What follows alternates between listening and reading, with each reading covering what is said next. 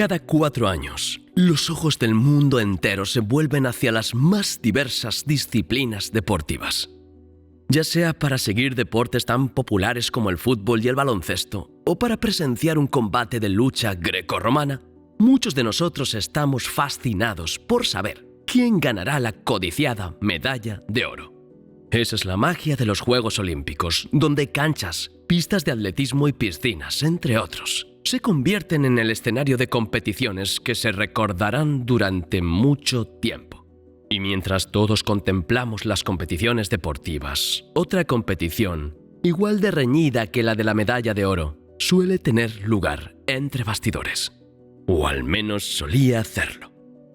Durante mucho tiempo, ciudades de los 4 puntos cardinales lucharon con todas sus fuerzas y muchas inversiones por el derecho a ser la capital mundial del deporte durante unas semanas.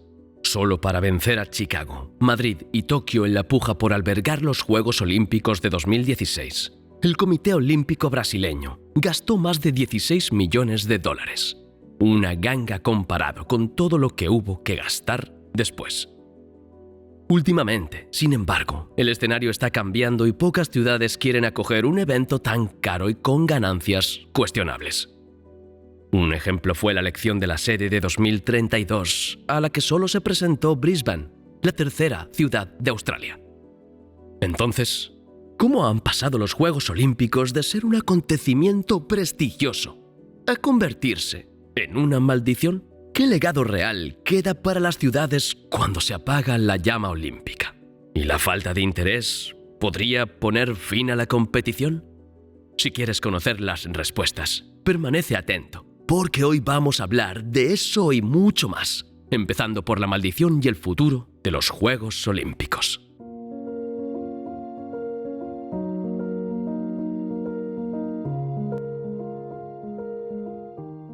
Cuando los Juegos Olímpicos aparecieron por primera vez en Grecia, el mundo y el deporte eran completamente diferentes.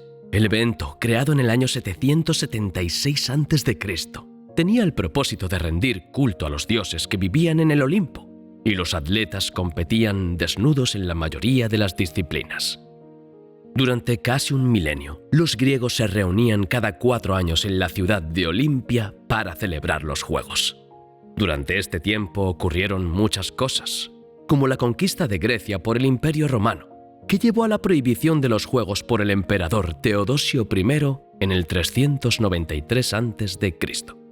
Estuvieron casi 1500 años en el olvido hasta que el francés Pierre de Coubertin consiguió revivir la tradición en 1896, con la organización de los primeros Juegos Olímpicos de la era moderna, celebrados en Atenas con la participación de 14 países.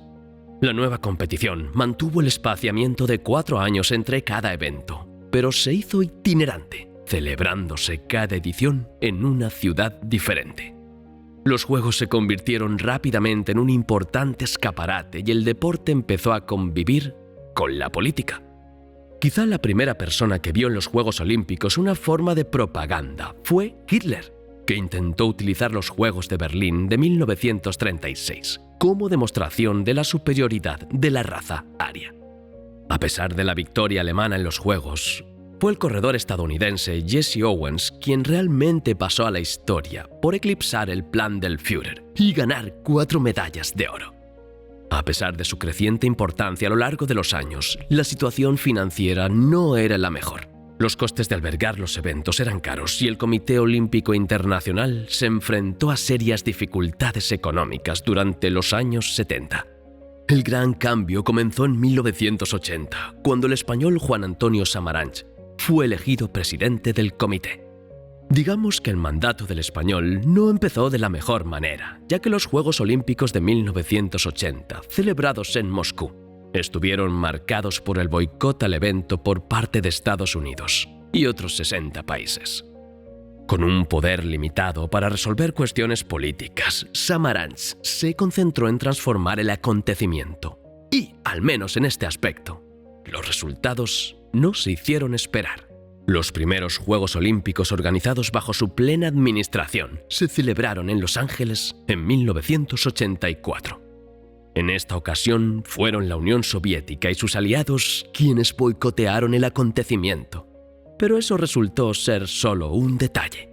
Probablemente, la imagen más impactante de la competición desde el punto de vista deportivo sea la de la maratoniana suiza Gabriela Andersen cruzando exhausta la línea de meta. Fuera de la pista, el gran legado de Los Ángeles 1984 fue el modo en que se organizó, que se basó en asociaciones entre el gobierno y el sector privado, y fue el primero en obtener beneficios desde 1932. Tras el éxito en Los Ángeles, muchas ciudades empezaron a ver las ventajas de albergar unos Juegos Olímpicos, y la competencia entre bastidores se hizo más feroz. Barcelona, que acogió el acontecimiento en 1992, dio otra demostración al mundo de las ventajas que el acontecimiento podía reportar a los anfitriones. La ciudad española organizó uno de los juegos más caros de la historia, pero supo aprovecharlo para promocionarse internacionalmente. También revitalizó parte de la ciudad con la construcción de instalaciones pensadas para ser utilizadas una vez finalizadas las competiciones. En poco más de una década, el panorama era completamente distinto. Cuando Los Ángeles presentó su candidatura para albergar los Juegos de 1984, la ciudad no tenía competidores, pero tras los éxitos cosechados, el número de candidatos no hizo sino aumentar. Para 2004, por ejemplo, se presentaron nada menos que 11 ciudades. Pero todo parece volver a ser como antes. ¿Se ha vuelto a convertir en un mal negocio?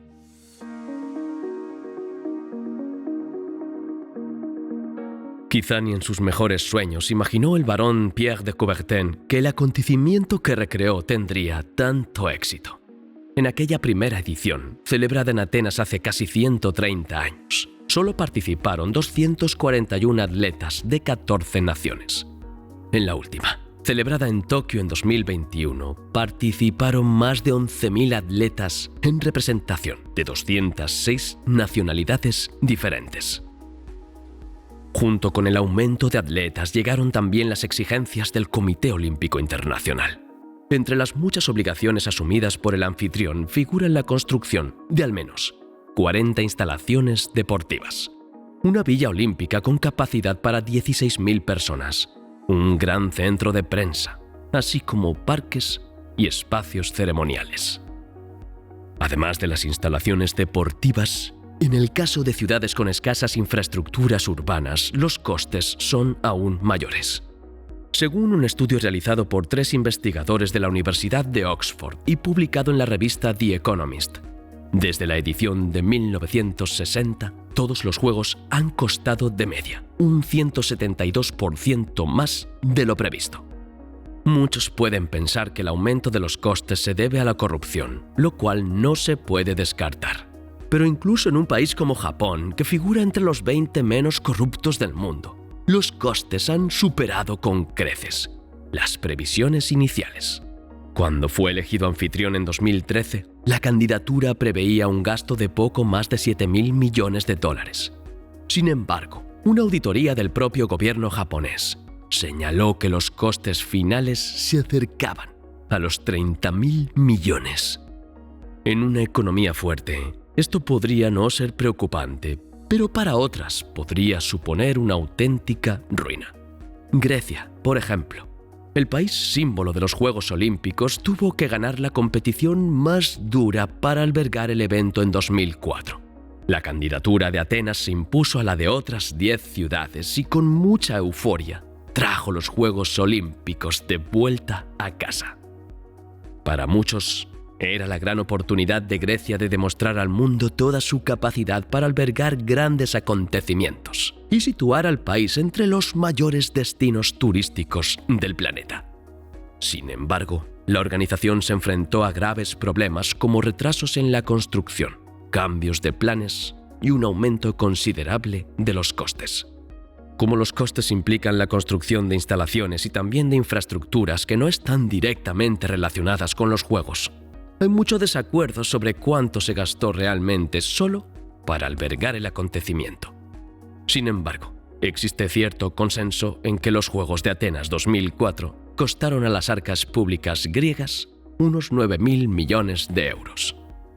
La cantidad en sí podría no ser un problema si realmente hubiera traído desarrollo al país, pero no fue así.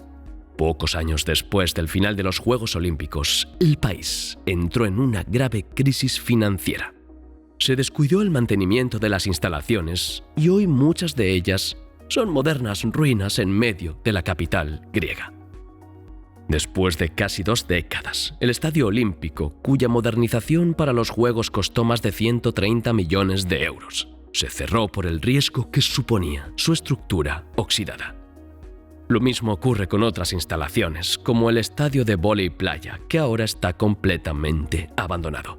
Según el diario francés Le Monde, la organización de los Juegos consumió el 6% del PIB griego.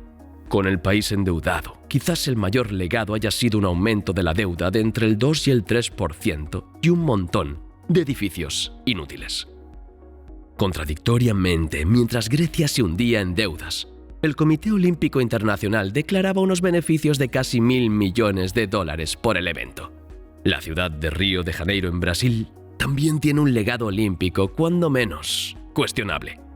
La maravillosa ciudad gastó unos $16 millones para vencer a otras 6 candidaturas y hacerse con el derecho a albergar los Juegos Olímpicos de 2016. Las celebraciones por la elección de la ciudad fueron multitudinarias, tanto en la sede, donde políticos y atletas presenciaron la ceremonia, como en las arenas de Copacabana, frente a una gran pantalla instalada para la ocasión. También fueron enormes los costes iniciales, estimados en unos $5.300 millones. Como era de esperar, los Juegos de Río también superaron la estimación inicial. Y según un estudio realizado por el Tribunal Federal de Cuentas en 2017, el evento costó más de $8.200 millones, casi la mitad de los cuales procedían de las arcas públicas. Aunque no tuvo el mismo efecto devastador que en Grecia, el legado de los Juegos Olímpicos de 2016 para Brasil y sobre todo para Río de Janeiro dista mucho de ser positivo. Las instalaciones que deberían ser utilizadas para el deporte por la población están abandonadas y las obras de infraestructura siguen inacabadas. La línea 4 del metro, por ejemplo, una de las grandes promesas, aún no se ha completado en su totalidad. Y según un informe publicado en el sitio web G1, solo debería estar terminada en 2026, es decir, 10 años después de la finalización del evento. Debido al abandono de las instalaciones, el tan publicitado legado olímpico recibe a menudo el nombre de vertedero olímpico. Ejemplos como los de Atenas y Río de Janeiro sirvieron para abrir los ojos a la población de las ciudades que planeaban albergar los Juegos. Tras darse cuenta de que Los Ángeles y Barcelona eran la excepción y no la regla, los habitantes de Boston, por ejemplo, crearon un importante movimiento para conseguir que la ciudad retirara su candidatura a albergar los Juegos de 2024. La ciudad estadounidense era una firme candidata, pero la candidatura fue retirada tras una fuerte presión popular. Y no se trata de un caso aislado. Los habitantes de Calgary, Canadá, también presionaron al gobierno local para que retirara la candidatura de la ciudad para albergar los Juegos Olímpicos de Invierno de 2026. Según un informe del portal alemán Deutsche Welle, en los últimos años, ciudades como Hamburgo, Estocolmo, Cracovia, Múnich y Roma han retirado sus candidaturas en gran medida por las protestas de la población. Esta situación ha llevado al Comité Olímpico Internacional a experimentar algo inusual en las últimas décadas: la falta de candidaturas, ya sea para albergar los tradicionales Juegos Olímpicos de verano o los menos conocidos de invierno. Cuando se eligió París como sede para 2024, solo la ciudad francesa y Los Ángeles estaban en liza y el comité decidió cambiar las reglas a corto plazo para declarar a la ciudad estadounidense como sede del próximo evento, que se celebrará en 2028. Para la selección de 2032 tampoco hubo competencia, ya que al final solo Brisbane, la tercera ciudad más grande de Australia, mantuvo su candidatura. Pero ¿podría la falta de candidatura de ciudades anfitrionas poner en peligro la existencia de uno de los mayores acontecimientos deportivos del planeta? A falta de interés, el Comité Olímpico Internacional podría tomar algunas medidas para salvar el acontecimiento. Una de ellas podría ser la creciente elección de sedes en países autoritarios. La elección de Pekín como sede de los Juegos Olímpicos de Invierno de 2022 es una clara muestra de ello. Tras la retirada de varias ciudades, la capital china fue la elegida, a pesar de no tener tradición en deportes de invierno y ni siquiera suficientes montañas para albergar la mayoría de las pruebas. Al final, solo quedaron Pekín y Almaty, en Kazajstán, dos ciudades en las que, desde luego, la población no tenía derecho a manifestarse en contra del acontecimiento. Tampoco se puede descartar la posibilidad de seguir el ejemplo de la FIFA y organizar acontecimientos descentralizados. En este caso, las competiciones podrían repartirse por todo un país, en lugar de por una sola ciudad o incluso por varios países, lo que podría reducir las inversiones y facilitar las candidaturas conjuntas. Incluso hay quien sugiere la construcción de una sede fija para los Juegos. Dado que la mayor audiencia del acontecimiento procede actualmente de las retransmisiones por televisión e Internet, quizá no tenga tanto sentido elegir una sede para cada edición, y celebrar todas las ediciones en un mismo lugar podría reducir considerablemente los costes. En cualquier caso, hay que hacer algunos cambios porque tal y como están las cosas, cada vez será más difícil convencer a la población de las grandes ciudades de que albergar unos Juegos Olímpicos es un buen negocio. Ni siquiera las ganancias turísticas, casi siempre pregonadas como una ventaja, se han demostrado con el tiempo y según algunos estudios, el crecimiento del sector en las ciudades que han acogido los eventos es similar al de otras ciudades que no han tenido que hacer una inversión tan grande. Gracias a todos los que nos habéis acompañado hasta aquí. Abrazos y hasta el próximo vídeo.